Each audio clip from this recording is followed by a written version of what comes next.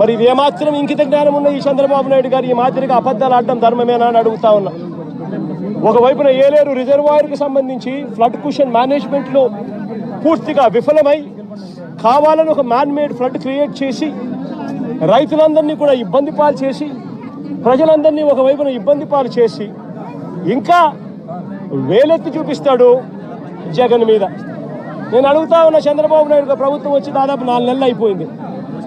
ఇప్పటికైనా కూడా చంద్రబాబు నాయుడు గారి హయాంలో ఏదన్నా జరుగు, ఎక్కడన్నా జరుగు, ఏమన్నా జరుగు, దానికి కారణం జగన్ అంటాడు.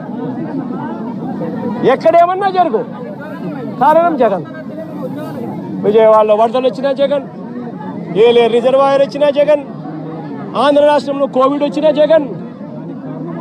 చంద్రబాబు నాయుడు గారి హయాంలో చంద్రబాబు నాయుడు గారు ఏమి చేయలేకపోయినా కారణం జగన్ జగన్ జగన్ జగన్ జగన్ జగన్.